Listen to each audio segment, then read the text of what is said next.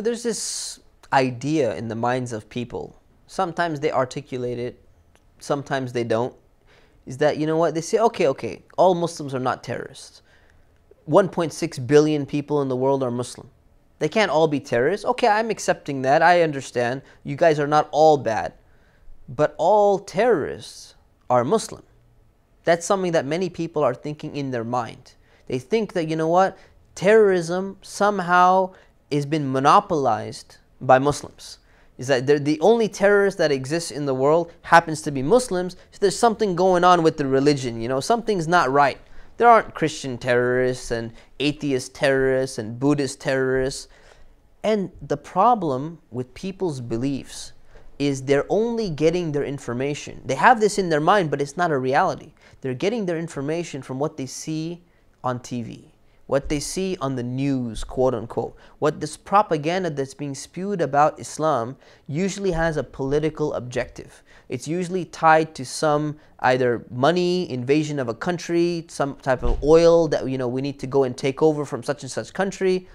And it's not the reality. You find terrorism is something which is historical.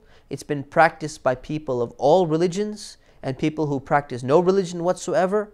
And if you go and you just analyze every single terrorist incident that has ever taken place in the last 100 years, in the last 50 years, you find that it's not dominated just by Muslims. There are Buddhist terrorists who are terrorizing Muslims in formerly known as Burma in Myanmar right now. The Rohingya Muslims are being terrorized by them. There was a Time magazine article with a Buddhist monk on the cover saying, "Is this the new face of terrorism?"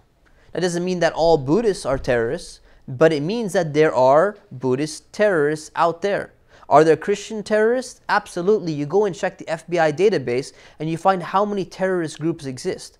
Check out the Army of God, for example. Their website is fully functional, armyofgod.com. You can check out what incidents they've done, Centennial Olympic Park bombing, several other bombings and things like that. There's a lot of terrorism going on. People don't know about this.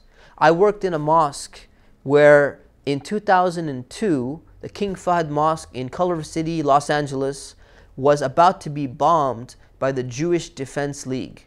The Jewish Defense League is a known terrorist organization in the United States of America, according to the FBI. Now, they caught them before they blew up the mosque. We thank God that that happened. But people don't generally associate Jews with terrorism. They don't associate Buddhists with terrorism. They don't associate Christians with terrorism because the primary news source that people have is usually something that's very biased, and it's usually just seeing these flashing pictures of this Muslim guy, angry guy with the beard, and all of a sudden there's no facts, but you conclude in your mind through these pictures that, it looks like all terrorists that I've ever seen happen to be Muslim. That's because the only terrorists you've ever seen or known about is coming from Fox News or CNN or whatever other, station that you happen to be watching for your quote-unquote information about terrorism. Go read a book about the history of terrorism. Go and check and see how many different terrorist incidents have happened just in the United States of America. The Capitol building has been bombed. The Pentagon has been bombed. The LA Times newspaper building has been bombed. Who are doing all these bombings for the last 100 years? These are not Muslims.